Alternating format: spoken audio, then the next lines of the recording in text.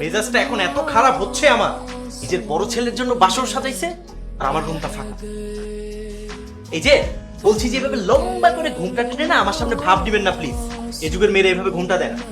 ওই মেয়ে ওই, নতুন বউয়ের সাথে কিভাবে কথা বলতে হয় জানেন না, নাকি আমি শিখিয়ে দিব? ভাবি আপনি এখানে কি করছেন?